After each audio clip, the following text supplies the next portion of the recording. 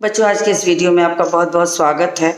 मैं आपको बाल राम कथा का पाठ 8 सीता की खोज पढ़ा रही हूँ और सीता की खोज का आधा अंश मैंने इसके पहले के वीडियो में अपलोड किया है, जिसे आपने देखा होगा।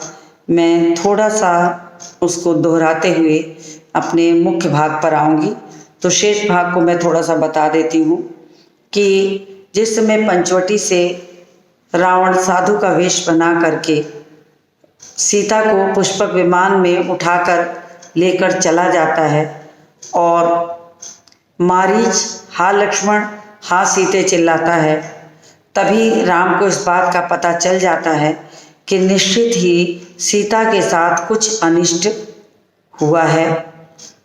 तो वो सीधे भागते हुए लक्ष्मण को लिए हुए भागते हुए कुटिया की तरफ आते हैं, मगर वहाँ पर सीता नहीं मिलती हैं।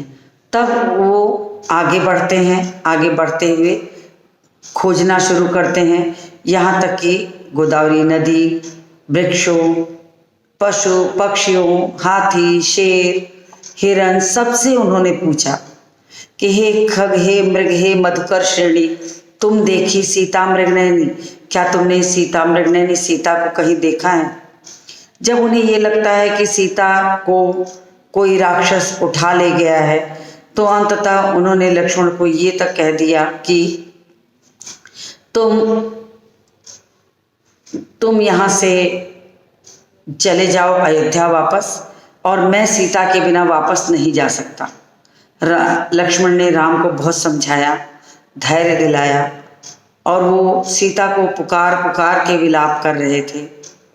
तभी हिरणों का एक झुंड, जिसे सीता प्रतिदिन पंचवटी के आसपास देखा करती थी, बड़े उदास भाव से आकर राम और लक्ष्मण के चारों ओर घेर लेता है और उसे देखते ही उन्हें ये लगता है कि ये हिरण अवश्य कुछ जानते हैं। उसी समय हिरण जो रहते हैं वो आकाश की ओर मुंह उठाते हैं और दक्षिण दिशा की ओर भाग जाते हैं, जिसे देखकर उन्हें इस बात का अनुमान हो जाता है कि निश्चित ही सीता को लेकर कोई भी राक्षस दक्षिण दिशा की ओर गया है। वे लक्ष्मण से कहते हैं कि तुम मेरे साथ चलो, हम दक्षिण दिशा की ओर प्रस्थान करते हैं। कुछ ही दूर अभी आगे वो गए थे कि उन्हें रास्ते में एक रथ टूटा हुआ मिलता है, एक घोड़ा मरा हुआ मिलता है और सारथी भी। उनको ये बात समझते देर नहीं लगी कि निश्चित ही सीता का अपहरण करके जो ले गया है उसी से कुछ हाथापाई बीच बचाव हुआ है, जिसके कारण ये सारथी मरा मिलता है, घोड़ा मर गया है। और थोड़ी ही दूर पर वो देखते हैं कि उनके बालों की वेणी जो है, चोटी की जो गुथे हुए पुष्प गुच्छ थे, वो भी पड़े मिलते हैं। उसे वो पहचान जाते हैं। अब उनके समझ में ये अच्छी तरह से आ गया था कि सीता को किसी न किसी तरह से लोग राक्षस समूह या राक्षस यहाँ से उठा के ले गए हैं।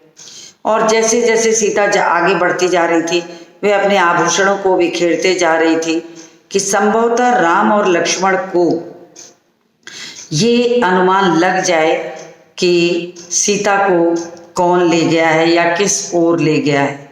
इस बात को समझने के लिए उन्होंने ये उपाय ढूंढा था।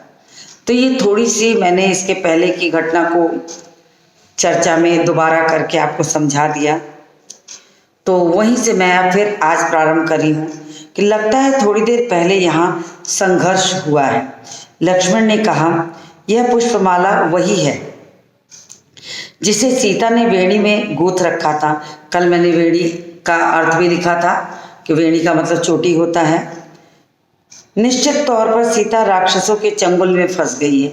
अब राम को ये लगने लगा कि ये निश्चित है कि सीता राम के चंगुल में फंस गई है, और उसी खींचतान में वेणी से टूटकर ये पुष्प का गुच्छा जो है, फूलों की माला जो है, वो गिरी हुई है। पर यह रथ कैसे टूटा, प्रश्न वास्तव में लाजमी था, उचित था कि प्रश्न तो ऐसा ही लग रहा कि आखिर ये रथ टूटने की वजह क्या है। राम सोचने लगे, राम को ये लगने लगा कि ये क्या वजह हो सकती है। सीता के संघर्ष से यह नहीं टूट सकता। अब उन्हें लगा एक सीता एक स्त्री है, सुकोमल है, तो सीता के साथ संघर्ष करके तो ये रथ टूट नहीं सकता।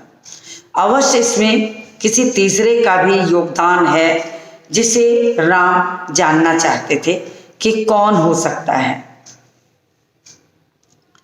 अब अवश्य किसी ने राक्षसों को चुनौती दी होगी। अब उन्होंने कहा कि ये निश्चित है कि सीता को बचाने के लिए किसी न किसी राक्षस ने या किसी देव ने या किसी जानवर ने, किसी ने उनकी मदद करने के उपाय से ऐसा कार्य किया है जिसमें रथ टूटना और सारथी का मारा जाना भी शामिल है, और उन्हीं से ये युद्ध हुआ होगा। वहाँ से थोड़ी ही दूर राम ने पक्षीराज जटायु को देखा, पंख कटे हुए थे। अब वो थोड़ी दूर और आगे बढ़ते हैं तो देखते हैं कि पक्षीराज जटायु जो हैं वो उनके पंख कटे हुए हैं और अपनी घायल अवस्था में वहीं पर पड़े हैं और अंतिम सांसें गिन रहे हैं, अंतिम सांसों को गिन रहे हैं। राजकुमार वहाँ पहुँचते हैं। हे राजकुमार, सीता को रावण उठा ले गया है। अब पक्षीराज जटायु को ये लग रहा था कि जितना जल्दी हो सके राम को ये संदेशा दे दिया जाए कि सीता को कौन ले गया है। वो तो बचा नहीं पाए थे, तो उन्होंने सोचा कि ये संदेश अवश्य दे देना चाहिए। तो वो कहता है कि सीता को रावण जो है उठा ले गया है, मेरे पंख उसी ने काटे। सीता का विलाप सुनकर मैंने रावण को चुनौती दी। अब जो राम के मन में ये संशय आ रहा था कि ये रथ कैसे टूट सकता है, कौन ऐसा है जिसने सीता की मदद की है। उनको भी ये लगता है कि काश वो व्यक्ति उन्हें मिलता तो संभवतः पूरी घटना की जानकारी उन्हें मिल जाती। तो जटायु ने अपनी बात राम को कह दी कि सीता का जब मैंने विलाप सुना तो मैं उन्हें छुड़ाने के लिए रावण को मैंने चुनौती दी। मैंने उस रावण से युद्ध किया और उस युद्ध के दौरान रथ तोड़ दिया मैंने, सारथी और घोड़ों को भी मार दिया मैंने, स्वयं रावण को घायल कर दिया, पर मैं सीता को नहीं बचा सका। लेकिन जटायु को अफसोस जो था वो सबसे बड़ा ये था कि सब कुछ होते हुए भी मैं सीता को बचा नहीं पाया। उसकी आंखें भी नम हो जाती हैं, दुखी हो जाता है और रावण उन्हें लेकर दक्षिण पश्चिम दिशा की ओर उड़ गया। कहते कहते जटायु के प्राण निकल गए। अब इसीलिए जटायु जो था वो बहुत जल्दी जल्दी अपनी बातें राम को कह देना चाहता था, क्योंकि वो अपने जीवन की अंतिम सांसें गिन रहा था और अंतिम सांसों के गिनने के समय उसने ये जान लिया था कि अगर वो अपनी बात अधूरी छोड़ देगा तो राम के लिए सीता का पता लगाना कठिन हो जाएगा। इसलिए उसने जल्दी जल्दी अपनी बातें पूरी की कि दक्षिण पश्चिम दिशा में रावण सीता को लेकर उड़कर गया है। तो इतना कहते कहते ही उसके जो प्राण रहते हैं वो निकल जाते हैं। फिर राम ने आगे बढ़ने से पहले ये जो सोचा कि मेरे सामने मेरे पास जटायु ने प्राण त्यागे हैं, तो इसके अंतिम संस्कार की क्रिया की जिम्मेदारी भी उनकी खुद की है। तो उन्होंने ये भी ठान लिया कि ठीक है, वो अंतिम संस्कार करके जाएंगे। तो अंतिम क्रिया करने का प्रावधान उनके मन में आया कि कर देना चाहिए। वे सोचते रहे, पछताते रहे, ये कैसा विधान है, मैं तो कष्ट में हूँ ही, मेरी सहायता करने वाले को भी इतना कष्ट। कितनी बड़ी बात उन्होंने कहा। भगवान कहलाने वाले राम कष्ट में हैं, सीता का अपहरण हो गया है और उनकी मदद करने के लिए अगर कोई आ रहा है तो उसे भी कष्ट मिल रहा है। अब राम को क्या लगता है कि मैं तो स्वयं कष्ट में हूँ और मेरी मदद करने वाला जो है वो भी कष्ट में है, तो ये उन्हें लगता है कि उचित नहीं हो रहा है। वो बहुत दुखी हो जाते हैं और ऐसा सोचते सोचते उनकी आंखों से आंसू बह निकलते हैं। जटायु को उन्होंने अंतिम बार प्रणाम किया। जटायु ने सीता के बारे में महत्वपूर्ण सूचना दी थी। अब यानी कि सीता की खोज का जो प्रथम चरण था वो प्रारंभ हो गया है। प्रथम चरण कहने का मतलब सबसे पहले तो ये पता लगना चाहिए कि सीता को रावण लेकर किस दिशा की ओर गया है। चतुर दिशाओं में भ्रमण करते हुए सीता को खोजने में बहुत समय लग सकता था। उतने के दौरान सीता प्राण त्याग सकती थी, राम को कुछ हो सकता था, तो सीता को बचाने वाला कोई नहीं मिलेगा। तो उन्होंने ये ठाना कि चलो मुझे प्रथम चरण में मैं पांव रख दिया हूँ और उसने बता दिया, इतना मेरे लिए बहुत किया है, तो जटायु का ये उपकार है उनके ऊपर। तो वो इस बात को सुनकर ये ठान लेते हैं कि आप उन्हें दक्षिण पश्चिम दिशा की ओर चढ़ाई करनी है। तो कहते कहते जटायु ने प्राण त्याग दिए थे। अब राम की आंखें भी नम हो गई थी। जटायु को अंतिम प्रणाम किया। जटायु ने सीता के बारे में महत्वपूर्ण सूचना दी और रावण का नाम भी बता दिया था, यानी कि अब उनको सीता को खोजने का सहारा मिल चुका था। दिशा बताई, जिधर सीता को लेकर वह गया था ये भी बताया। राम जटायु की चिता के पास मौन खड़े थे। यह समय विलाप करने का नहीं है, वो सोच विचार करने का है, क्योंकि उन्हें जितना विलाप करना था वे कर चुके थे और उन्हें इस बात का पता चल गया था कि अगर वो ज़्यादा विलंब करेंगे तो कुछ अनिष्ट और भी हो सकता है।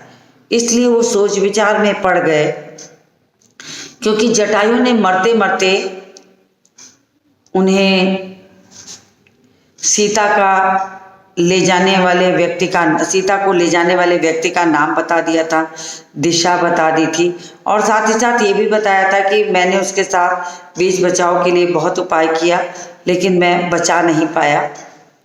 तो राम को ये लगता है कि विलाप करने का समय अब नहीं है, हमें तुरंत दक्षिण पश्चिम दिशा की ओर जाना चाहिए। सीता उधर होंगी, तो उन्होंने तत्परता दिखाई दोनों भाइयों ने और सीधे वे बढ़ गए दक्षिण पश्चिम दिशा की ओर। अब आगे का मार्ग कठिन था।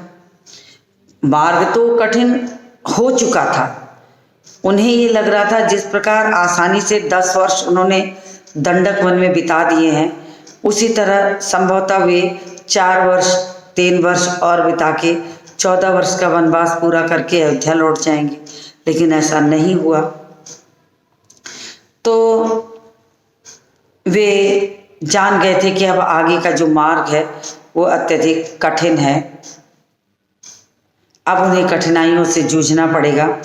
लक्ष्मण को लगभग हर दिन राक्षसी आक्रमणों से जूझना पड़ता था, यानी लक्ष्मण को आए दिन स्वयं की रक्षा, राम की रक्षा हेतु आए दिन उन्हें राक्षसों से युद्ध करने की स्थिति हो जाती थी, करनी पड़ती थी। उन्हें कोई नहीं रोक सकता।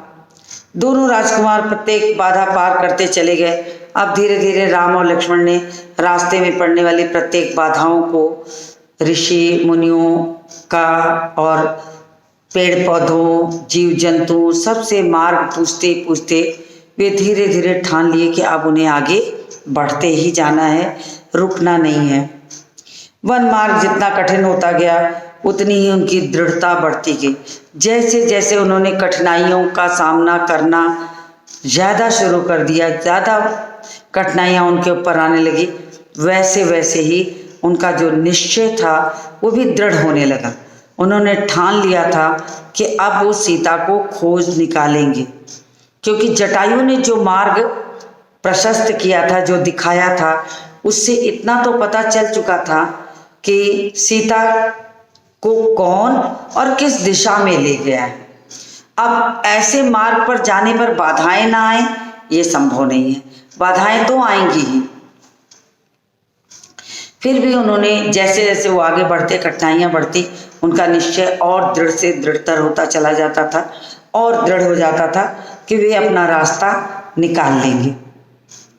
वन मार्ग जितना कठिन होता गया, उनकी दृढ़ता भी उतनी बढ़ती गई। वनवासी राजकुमार प्रतिदिन सुबह उठते, दक्षिण दिशा की ओर चल पड़ते। एक दिन यात्रा के आरंभ में ही एक विशालकाय राक्षस ने उन पर आक्रमण कर दिया। उसका नाम कबंध था। अब राम और लक्ष्मण वनवासी जीवन व्यतीत करते करते धीरे धीरे दक्षिण दिशा की ओर आगे बढ़ते जा रहे थे, और बढ़ते बढ़ते वे धीरे धीरे आगे बढ़ रहे थे कि एक दिन यात्रा आरंभ ही की थी कि उन्हें एक राक्षस से उनकी भेंट हो गई। उस राक्षस का नाम कबंध था। कबंध नाम के कबंध नामक राक्षस से दक्षिण दिशा की ओर यात्रा करते समय भेंट हुई।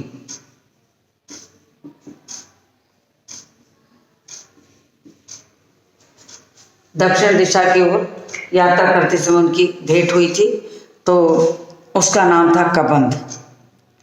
कबंध देखने में बहुत डरावना था। अब इसका स्वरूप कैसा था वो देखिए।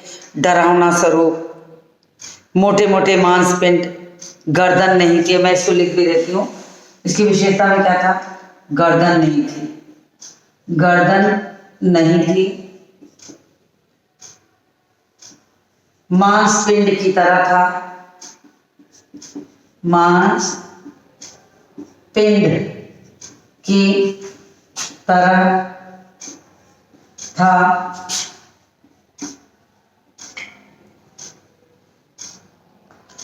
और एक आंख थी।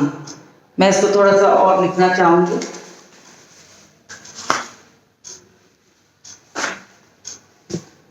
एक आंख थी, एक आंख। देखिए इसकी विशेषता ही हम कह सकते हैं कि देखने में कबंध कैसा था उसकी बात करें। एक आंख थी, दांत बाहर निकले हुए थे, दांत बाहर निकले हुए थे। तो ये जो राक्षस था कबंध, वो देखने में डरावना तो था ही, साथ ही साथ उसका एक बहुत भयावह वर्णन यहाँ किया गया है कि कैसा वो लगता था। तो उसमें एक मांसपिंड की तरह, गर्दन नहीं, आंख एक, दांत बाहर निकला हुआ, ऐसा स्वरूप देखते अनायास किसी को डर लग जाएगा। और जीभ कैसी थी? सांप की तरह लपलपाने वाली थी। जीभ भी जो थी वो बिल्कुल लंबी और सांप की तरह इसमें लपलपाहट थी, हिलाता रहता था। राम लक्ष्मण को देखते ही कबंध प्रसन्न हो गया। उसने दोनों हाथ फैलाए, एक एक हाथ से दोनों भाइयों को पकड़कर हवा में उठा लिया। बहुत बलशाली कबंध ने राम और लक्ष्मण को अपनी मुट्ठी में पकड़कर ऊपर की ओर उठा लिया। एक एक हाथ में दोनों भाइयों को पकड़कर हवा में उठा दिया। उसे मनमांगा आहार मिल गया। अब राक्षसों को क्या चाहिए? भोजन के लिए अच्छा मनुष्य, मांस। तो उसे लगा कि आज का दिन तो बहुत अच्छा है और आज के दिन तो मुझे बहुत अच्छा सा आहार मिल गया। तो बड़ा खुश होता है कि मुँह मांगा मुझे आहार मिल गया। बैठे बिठाए बिना परिश्रम के, बैठे बिठाए मतलब बिना परिश्रम के, वो अपने शिकार को भुजाओं में लपेटकर मुंह तक ले जाता, इससे पहले कि राम और लक्ष्मण ने अपनी तलवारें निकाल ली। अभी वो अपने मुंह में उनको निवाला बनाकर, ग्रास बनाकर खाना ही चाहता था कि अचानक कहीं से थोड़ी सी ढील मिली और वो राम और लक्ष्मण ने तलवार निकाली और वार करने की कोशिश की। एक झटके में कबंध के हाथ काट दिए, उसके हाथ धरती पर गिर पड़े। सबसे पहले क्या किया राम और लक्ष्मण ने, उसके हाथ को काट दिया। कबंध उनकी शक्ति और बुद्धि पर आश्चर्यचकित रह गया। अब कबंध को ये लग रहा था कि उसने कोई साधारण मानव को पकड़ लिया है और वो जीत जाएगा, लेकिन अचानक उसे भी ये लगने लगा कि वास्तव में किसी बहुत बलशाली, शक्तिशाली, बुद्धिमान व्यक्ति को उसने पकड़ा है। तो उसे बहुत आश्चर्य होता है। कौन हो तुम दोनों, उसने पूछा। अंत में उसने ये जानकारी ले ही ली कि तुम दोनों हो कौन। तो उसने पूछा, हम अयोध्या के महाराज दशरथ के पुत्र हैं। तब इन्होंने अपना परिचय दिया कि हम लोग महाराज दशरथ के पुत्र हैं, राम और लक्ष्मण हैं। अपनी परिचय भी दिया उन्होंने।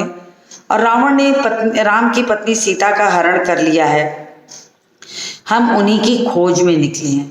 तब राम और लक्ष्मण ने अपनी विपत्ति, अपनी परेशानी बताई कि हम दशरथ पुत्र राम और लक्ष्मण हैं। राम ने कहा कि मेरी पत्नी को रावण ने हरण कर लिया है, दक्षिण दिशा में लेकर गया है और हम अपनी पत्नी को उससे छुड़ाने के लिए, खोजने के लिए निकले हैं। अब उन्हीं के खोज में वो निकले हैं। राक्षस कबंध ने राम के बारे में सुन रखा था, साक्षात उन्हें देखकर वो प्रसन्न हो गया। देखिए, राक्षस योनि में होने के बावजूद भी, राक्षस योनि में होने के बावजूद भी कुछ ना कुछ श्रेष्ठता देखने को कभी कभी मिल जाती है। अब कबंध ने राम के बारे में सुन रखा था और राम के बारे में सुन रखा था, तो उनको जब आंखों से साक्षात देखता है तो उसे ये लगने लगता है कि उसका तो जीवन धन्य हो गया, राम के दर्शन हो गए। मैं आपको एक उदाहरण इसी जगह पे दे दूं कि जब सीता को अशोक वाटिका में रखा गया तो तमाम राक्षसियों का पहरा लगाया गया। उसी में एक त्रिजटा नाम की राक्षसी थी जो सीता को की बहुत मदद करती थी, बहुत दुख तकलीफ में खड़ी रहती थी और सीता भी उसे माता की तरह मानती थी। सारे कष्टों को वो उन्हें समझाती रहती थी कि पुत्री घबराओ मत, राम जल्दी आएंगे, तुम्हें यहाँ से ले जाएंगे। तो ऐसा नहीं है कि राक्षस जाति थी तो इसमें किसी के अंदर सब उसी तरह से राक्षसी प्रवृत्ति के थे। कभी कभी इनकी जाति में भी कुछ अच्छे लोग ऐसे ही दिख जाते हैं। तो कबंध को भी राम के बारे में पता था और त्रिजटा ने भी राम के बारे में सुन रखा था। तो माता सीता को की उन्होंने खूब मदद की और कबंध ने भी साक्षात उन्हें देखकर बहुत प्रसन्नता होती है उसको। राक्षस कबंध ने जब राम के बारे में देखा, साक्षात उन्हें देखकर बहुत प्रसन्न हुआ। उसने कहा, मैं सीता के संबंध में कुछ नहीं जानता, लेकिन तुम दोनों की सहायता का उपाय बता सकता हूँ। मेरा एक छोटा सा आग्रह स्वीकार करो, मेरा अंतिम संस्कार राम करें। कहते हैं कि कुछ देने के लिए कुछ तो करना पड़ेगा। अब कबंध ने जानकारी देना है तो उसने सोचा कि क्यों न राम के हाथों अपना अंतिम संस्कार करा के मैं मुक्त हो जाऊं, जीव के बंधन से ही मुक्त हो जाऊं। तो उसने कहा कि वो तो जानता था कि अब मैं मर जाऊंगा। मरने के पहले उसने राम से अपनी बात कह दी कि आप मुझे मेरा अंतिम संस्कार कर दीजिए, मैं आपकी मदद करूंगा। तो अंतिम संस्कार राम करे ये कह के उसने अपनी बात रख दी। राम ने इस पर सहमति व्यक्त की तो कबंध बोला। तब राम ने स्वीकार कर लिया कि ठीक है, मैं तुम्हारा अंतिम संस्कार करूंगा। तब कबंध ने उन्हें रास्ता दिखाया। आप दोनों पंपा सरोवर के निकट ऋष्यमुख पर्वत पर जाएं अब उसने कबंध राक्षस ने अच्छी तरह से रास्ता दिखा दिया कि ऋष्यमुख पर्वत पर पहुंचते ही सुग्रीव से राम का मेल होगा और रास्ता अपने आप निकलता चला आएगा। तो उन्होंने ये कहा कि ऋष्यमुख पर्वत पर आप चले जाइए, वहाँ वानर राज सुग्रीव का क्षेत्र है, वे निर्वासित हैं। निर्वासित मतलब निकाले गए हैं। मैं लिख देती हूँ, थोड़ी सी चीज़ों को और लिख देती हूँ। ये मैं आपको इसलिए हाईलाइट करके कुछ कुछ चीज़ें बता देती हूँ कि इससे कहानी आसानी से याद हो जाएगी। तो शब्द आया है निर्वासित, शब्द है निर्वासित, इसका मतलब होता है निकाला हुआ। तो बाली और सुग्रीव भाई थे, निकाला हुआ यानी अपने प्रदेश से उनको देश निकाला मिल गया था। तो बाली और सुग्रीव भाई थे। बाली बहुत बलशाली था, उसने पत्नी का हरण करके सुग्रीव की और उसे निकाल दिया था। तो सुग्रीव जाकर ऋष्यमुख पर्वत पे रहने लगे थे। अब कबंध ने रास्ता दिखाया कि ऋष्यमुख पर्वत पे चले जाओ, वहां तुम्हें सुग्रीव मिलेंगे, वानर राज सुग्रीव। वो निर्वासित हैं, जीवन व्यतीत कर रहे हैं और तुम उन्हीं से सारी मदद ले लेना। सुग्रीव से मदद के लिए आग्रह कीजिए, उसके पास बहुत बड़ी वानर सेना है। सुग्रीव की वानर सेना सीता की खोज अवश्य करेंगे। यानी कि कुल मिलाकर कहना चाहिए कि सीता की खोज का सबसे प्रमुख मार्ग कबंध ने बताया, जो कि स्वयं एक राक्षस था। कबंध की सांस टूटने लगी, उसका अंत निकट आ गया। अब उसका अंत निकट आते ही अपने निकट बुलाते हुए उसने कहा, पंपा सरोवर के पास मतंग ऋषि का आश्रम है, वहीं उनकी शिष्या सबरी रहती हैं। उन्होंने बता दिया कि तुम वहाँ चले जाओ मतंग ऋषि के आश्रम में, वहाँ आपको सबरी मिलेंगी और सबरी के साथ आप उनसे पूछेंगे तो वो आपको उसके आगे का रास्ता बता देंगे। अब भगवान राम ने अंतिम संस्कार कर दिया, पंपापुर सरोवर चले गए। कबंध की बातों को राम को बहुत ढाढ़स मिला कि मार्ग प्रशस्त कर दिया, दिखा दिया। सीता तक पहुंचने में अब उनकी आशा जो थी वो बलवती हो गई कि वो अब पहुंच जाएंगे। वानर सेना की शक्ति का पता था, वे जल्दी से सुग्रीव तक पहुंचना चाहते थे कि सुग्रीव के पास पहुंच जाएं ताकि उन्हें आगे का मार्ग मिले। ऋष्यमुख पर्वत का रास्ता पंपा सरोवर होकर जाता था। पंपा सरोवर का प्राकृतिक दृश्य अद्भुत था।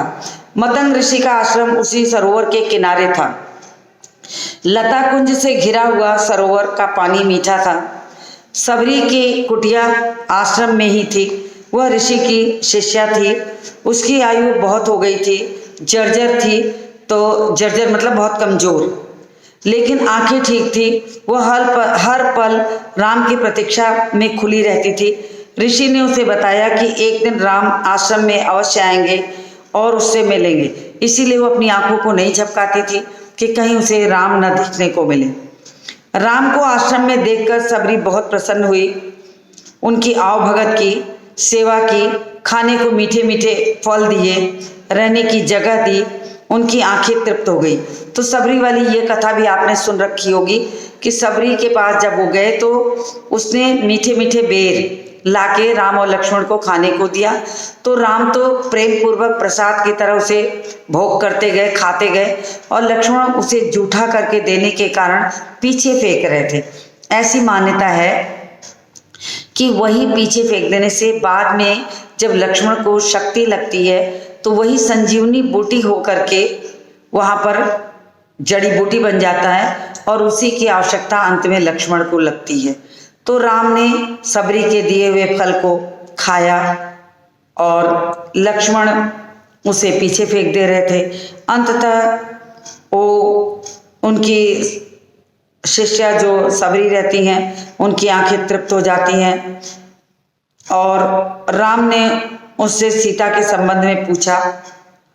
आप सुग्रीव से मित्रता करिए। अब यहीं पर आकर सबरी ने रास्ता बताया कि आप सुग्रीव से मित्रता कर लीजिए और मित्रता के बदले में आप जा करके सीता की खोज कर सकते हैं और इसी कारण आपको सहायता अवश्य मिल जाएगी। उसके पास विलक्षण शक्ति वाले बंदर हैं। सबरी राम को आश्वस्त किया, सबरी ने राम को समझाया कि घबराइए नहीं, अगर आप सुग्रीव से मित्रता कर लेंगे तो आपका जो रास्ता है आसान हो जाएगा। उनके पास बहुत बड़ी वानर सेना है, वो आपकी मदद करेंगे, इसलिए आप सीधे सुग्रीव के पास जाइए। अगले दिन राम ऋष्यमुख पर्वत पर चले। उनकी व्याकुलता अब और घट गई। उन्हें लगा कि अब हम और करीब पहुंच गए हैं सीता तक पहुंचने के लिए, और उनकी मन की शांति अब लौट आई। तो ये आपका सीता की खोज पाठ यहाँ खत्म हुआ, लेकिन कहानी की मुख्य घटना अब शुरू हुई है, जिसे मैं अपने अगले वीडियो में आपको बताऊंगी। तो मुझे उम्मीद है कि आपको इतना समझ में आ गया होगा। ये आपका कल वाले वीडियो का शेष भाग था। तो आज के इस वीडियो को मैं यही समाप्त करती हूँ। नए पाठ के साथ मिलती हूँ आपसे अगले वीडियो में।